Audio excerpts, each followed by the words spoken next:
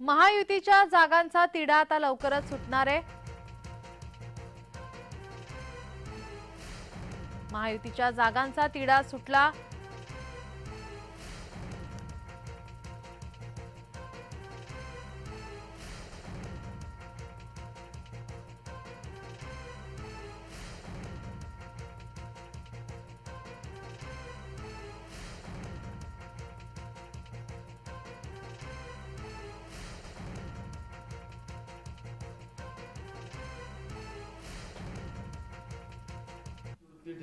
जनतेला काय देणार आहे तुम्ही? महाराष्ट्रामध्ये सगळ्यात जास्त शेतकऱ्यांच्या आत्महत्या होत्या, त्याच्यावर का नाही बोलले? महागाईवर का नाही बोलले? बेरोजगारीवर का नाही बोलले? गरिबांबद्दल का नाही बोलले? ते प्रश्न त्यांचा विषय नाही। आज देशाच्या प्रधानमंत्र्यांकडून जे काही अपेक्षा होत्या त्या सगळ्या भंग झालेल्या आहेत आणि यांचे उमेदवार नरेंद्र मोदींसाठी कशासाठी? नरेंद्र यांचे सगळे संपलं यांचं काम, ते नरेंद्र मोदीला मतदान करा असं भाषण राज्यातले नेते आणि त्यांचे उमेदवार करतात आहे। जसं अल्लाह के नाम से दे दे बाबा असं वाला जे आहे ना मंत्र, तसंच परिस्थिती चाललेली आहे। पण नरेंद्र मोदींसाठी कशाला त्यांना मत कशाला लोक करतील? महाराष्ट्रात शेतकरी सुखी नाही, बेरोजगार सुखी नाही, गरीब नाही, कोणी सुखी नाही, कशाला नरेंद्र मोदीला लोक मत मारतील? त्याच्यामुळे ही परिस्थिती भाजपची झालेली आहे आणि खरं तर आम्हाला आमचं संविधान आणि लोकशाही आमच्यासाठी। मवियाच्या जागांचा तिढा सुटला आहे। काँग्रेसकडे 17, राष्ट्रपकडे 10 तर शिवबाकडे 21 जागा आता त्या लढणार आहेत। मवियाच्या जागांचा तिढा सुटलाय। मवियाची संयुक्त पत्रकार परिषद पार पडते। यावेळी संजय राऊत यांनी या संदर्भात माहिती दिली आहे। काँग्रेस 17 जागांवरती लढणार आहे, राष्ट्रपद 10 तर शिवबाटा 21 जागांवरती लढणार आहे। मवियाची संयुक्त पत्रकार परिषद ही पार पडते। यावेळी संजय राऊत यांनी या संदर्भात माहिती दिली आहे।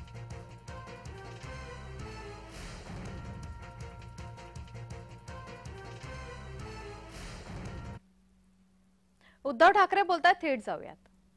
जयंतराव, आपण बोललात की ही महाविकास आघाडी जास्तीत जास्त व्यापक कशी होईल त्या दृष्टीने आम्ही आटोकाट प्रयत्न केले आणि मला खरंच या सर्व आमच्या सहकार्यांना धन्यवाद द्यायचे आहेत, कारण त्यांनी एकही जागा न मागता पूर्णपणाने देशाच्या घटनेचं रक्षण करण्यासाठी आणि लोकशाही वाचवण्यासाठी एक ताकद जी आम्ही उभी करतो त्या ताकदीमध्ये त्यांची सुद्धा ताकद ही जोडली।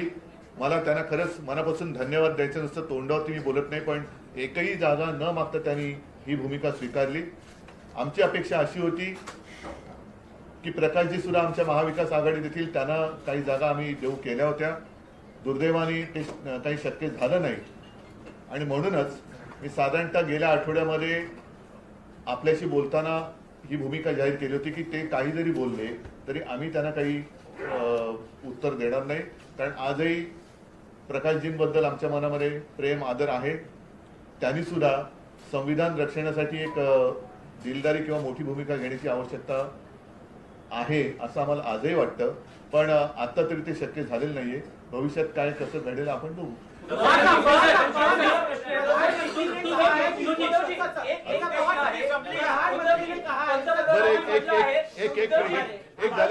पंतप्रधानांनी म्हटलं आहे की काँग्रेस सोबत उद्धव ठाकरेंची नकली शिवसेना आहे, असली शिवसेना एकनाथ शिंदेची आमच्या सोबत आहे। बघा, काल 3 गोष्टीचं एकत्रित एक योग होता विचित्र। एक सूर्यग्रहण होतं, अमावस्या होती आणि यांची सभा होती। असा योग पहिला प्रथम आपल्या देशामध्ये होता। फार विचित्र योग होता, असं सगळे एकत्र येणं। याच्या पुढे मी आपल्या सर्व प्रसार माध्यमांना एक मुद्दा म्हणून सांगणार आहे की काल जे भाषण झालं ते देशाच्या पंतप्रधानांचं नव्हतं, ज्याला शिवसेना प्रमुख कमळाबाई म्हणायचे। साक्षीदार माझ्या बाजूला बसलेत, कारण त्यांनी स्वतःचा अनुभव सांगितलेला आहे आणि मी त्या पक्षाला भाकड, भेकड, भ्रष्ट जनता पक्ष असं म्हणतो। त्या भाकड किंवा भ्रष्ट जनता पक्षाचे एक नेते नरेंद्र मोदी, कारण निवडणूक प्रचार जर पंतप्रधान एका पक्षाचा करायला लागले तर घटनेवरती हात ठेवून जी आम्ही शपथ घेतो त्या शपथेचा तो भंग होईल आणि म्हणूनच मला असं वाटतं की कालचं त्यांचं जे भाषण हे भाकड जनता पक्षाच्या एका नेत्याचं होतं, कारण ते अध्यक्ष सुद्धा त्या पक्षाचे नाहीये. आम्ही यापुढे जे त्यांना उत्तर देऊ ते कृपा करून माननीय पंतप्रधानांना उत्तर दिले असं कोणी समजू नये, कारण देशाच्या पंतप्रधानांचा अपमान आमच्याकडनं कदापि होणं शक्य नाही. आमचे राजकीय जे विरोधक आहेत त्याच्यामध्ये हा भेकड जनता पक्ष आहे. भेकड मी एवढ्यासाठी म्हटलं की शासकीय यंत्रणेचा दुरुपयोग करून हे देशभक्त पक्षांना सतवत आहेत, त्यांच्यावरती धाडी टाकतायत, अटका करतायत, धमक्या देत आहेत. यांच्यात ताकद नाही म्हणून मी यांना भेकड म्हटलं. भाकड एवढ्यासाठी म्हटलं कारण यांच्याकडे कोणी नेता निर्माण झालेला नाहीये. आदर्श अशोकरावांचा वेगळा, पण त्या व्यतिरिक्त विचारांचा आदर्श हे देऊ शकलेले नाहीयेत. आणि भ्रष्ट एवढ्यासाठी म्हणतो की संपूर्ण देशातले भ्रष्ट ते तुका मिळवावा आणि भाजपा पक्ष वाढवावा असं त्यांचं धोरण आहे. एनडीए पूर्वी एक ताकदवान एक आघाडी होती, आता हा ठिगळ्यांचा पक्ष झालेला आहे. ठिगळे जोडून ते एनडीए करतायत. नकली सेनेबद्दल म्हणाल तर ज्या वेळेला माननीय हिंदू हृदय सम्राट शिवसेना प्रमुखांनी शिवसेनेची स्थापना केली तेव्हा कदाचित मोदीजी हिमालयात असतील, मला नक्की कल्पना नाही. आणि आता त्यांनी येऊन म्हणजे महाराष्ट्राच्या बाहेरच्या माणसाने येऊन महाराष्ट्रातल्या जनतेला असली सेना आणि नकली सेना म्हणायचं हे कहर झाला. यांचा पक्ष हा खंडणीखोर पक्ष आहे. आता जे निवडणूक रोख्यांचा जो विषय सगळीकडे आलेला आहे, चंदा दो आणि धंदा लो, आणि काही ठिकाणी धाडी टाकून निवडणूक रोखे हे कसे जोर जबरदस्तीने, म्हणजे पूर्वी मुंबईमध्ये एक असं वातावरण होतं की मारुती 1000 ही गाडी नव्याने आली होती. मारुती 1000 गाडी घेतल्याबरोबर कोणत्या तरी भाईचा फोन जायचा आणि त्याच्याकडनं खंडणी उकळली जायची. तशी खंडणी गोळा करणारे हे एक केंद्र झालेलं आहे. आणि या खंडणीखोर पक्षाचे हे नेते काल येऊन शिवसेनेला नकली ठरवून गेले. त्यांना मला सांगायचे की कृपा करून तुमचा सगळा जो काही इतिहासाचा अभ्यास आहे तो तपासून बघा. 2019 साली तुमच्याच पक्षाचे तत्कालीन अध्यक्ष अमित शहा हे शिवसेना प्रमुखांच्या फोटोसमोर लोटांगण घालायला मातोश्रीत आले होते, तेव्हा सुद्धा मीच होतो. आमची हीच शिवसेना होती. आणि तुम्हाला आता तो सगळा विसर पडलेला जरी असला तरी महाराष्ट्रातल्या जनतेला तो विसर पडलेला नाही. मला असं वाटतं की खंडणीखोर पक्षाच्या एका नेत्याने शिवसेनेला असं हिणवणं बरोबर नाहीये, कारण यांना शिवसेना सुद्धा गुजरातला पळवायची होती, ती मी पळू दिली नाही. म्हणून त्यांच्यासोबत जो चायनीज माल बसलेला आहे त्याच्यातच त्यांचं ते एक सुख मानतायत, तर त्यांचं सुख त्यांना लख लागू.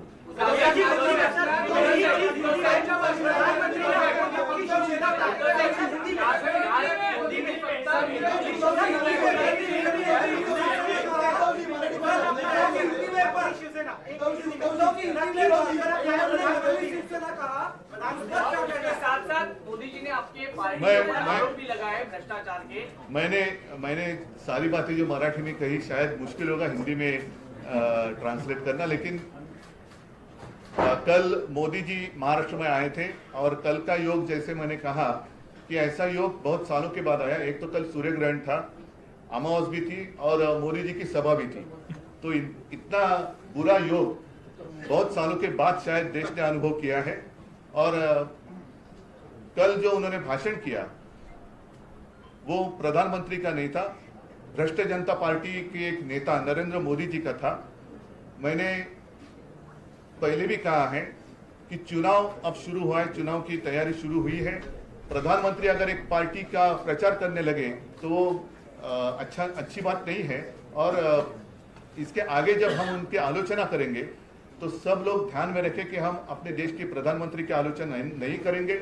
हम तो भ्रष्ट जनता पार्टी के एक नेता नरेंद्र मोदी जो है उनकी आलोचना करेंगे. तो कृपा कर ऐसे कभी नहीं मानना कि हमने उनके ऊपर कुछ टिप्पणी की तो प्रधानमंत्री की आलोचना की, ऐसे आप नहीं मानना. अगर वो हमारी आलोचना करेंगे तो हम भी उनकी आलोचना करेंगे. उन्होंने जो बात कही नकली सेना की, मैं तो कहता हूं कि आता खंडणीखोराला हिंदी शब्द काय? रिश्वतखोर नाही, रिश्वतखोर म्हणजे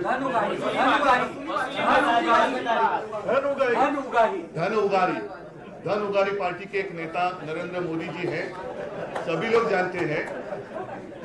जानते हैं कि कुछ दिन पहले इलेक्ट्रल बॉन्ड का जो घोटाला, जो माना जाता है कि पूरी दुनिया का सबसे बड़ा घोटाला या देश का सबसे बड़ा घोटाला है, उस घोटाले का पर्दाफाश जब हुआ तो सब लोगों को पता चला कि कैसे इन लोगों ने, भ्रष्ट जनता पार्टी के लोगों ने डराकर धमकाकर और उनके जो एजेंसीज है ED CBI income tax raid करवा कर चंदा लिया है। मतलब चंदा दो और धंधा लो। तो ये तो अभी जो आपने क्या कहा धन उगाई जो करते हैं नवीन शब्द आहे, वसुली पार्टी आहे, वसुली सेना आहे, त्यांच्यासोबत जी आहे ती वसुली सेना आहे। आणि शिवसेना प्रमुख तो कहते थे कि ये कमलाबाई है और मैंने तो इनका नामकरण जो किया है क्योंकि बहुत सारे नाम बदली किए हैं उन लोगों ने, तो मैंने भी उनका नाम बदली किया है। मैं तो उनको भ्रष्ट जनता पार्टी कहता हूँ, भाकड़ भेकड़, अब पता नहीं कितने मराठी के शब्द हिंदी में जैसे के वैसे आते हैं, लेकिन जिस तरीके से उनका प्रचार चल रहा है तो उन्होंने आजू बाजू देखना चाहिए था कि कितने लोग भ्रष्ट लोग उनके आजू बाजू में बैठे हैं। एक वॉशिंग मशीन उन्होंने खोली जरूर है और एक वॉशिंग पाउडर की एड भी आती थी, दाग अच्छे हैं,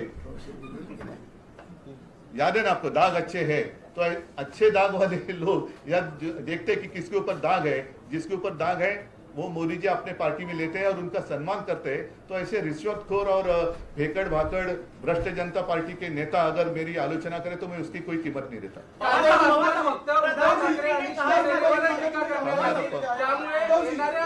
लोकसभा निवडणुकी नरेंद्र मोदी विरुद्ध उद्धव ठाकरे अशी आहे का? कालच्या भाषणात अरे पण त्याला पहिलं पवार साहेबांना विचारा ना। या प्रश्नाचं और सब आपसे मेरा सवाल है, कल प्रधानमंत्री ने अपने भाषण में कहा है कि विपक्ष का एक ही काम है, सत्ता में आओ खूब मलाई खाओ। आप उस पर क्या जवाब देना चाहेंगे जिस तरह से आरोप लगा रहे लगातार? नहीं, प्रधानमंत्री ने जो कुछ कहा, प्रधानमंत्री एक इंस्टीट्यूशन है, इंस्टीट्यूशन की इज्जत हम रखते हैं।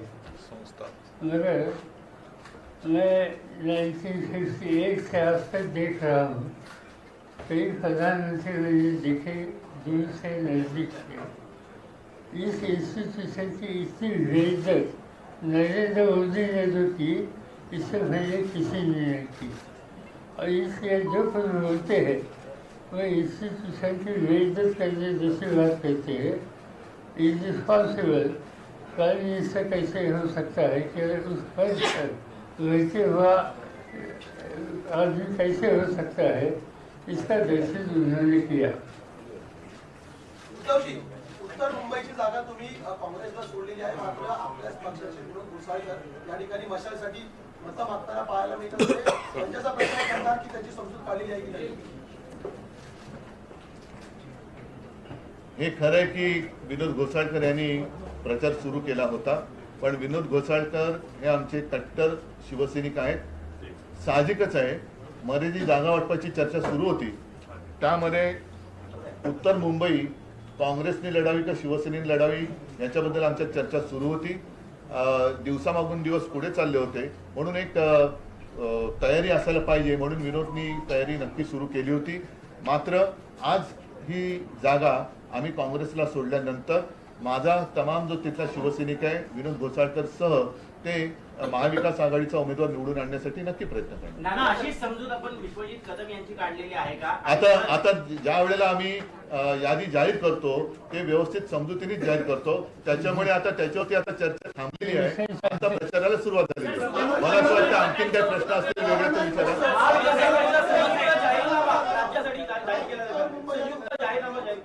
हो, नक्की जाहीर केला जाईल।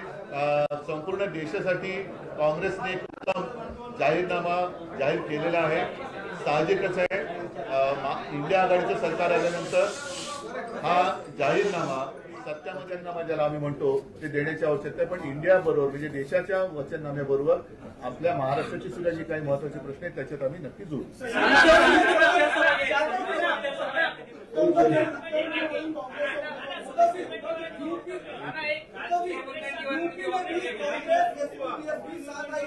लेकिन वो ट्रांसफर नहीं हुआ था, क्या आप लोगों के लिए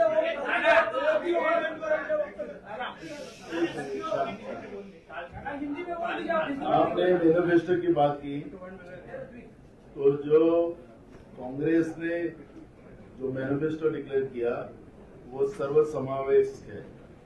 जैसे उद्धव जी ने कहा कि जो भी राज्य के कोई मुद्दे हो आवश्यकता उसको आवश्यकता के आधार पर हम लोग भी ज्वाइंटली यहाँ पर एक करेंगे।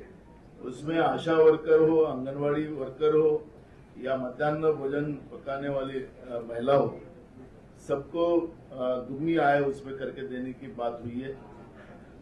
1 लाख रुपए जो गरीब महिला है उसको हर साल में देने का एक निर्णय हमने किया है।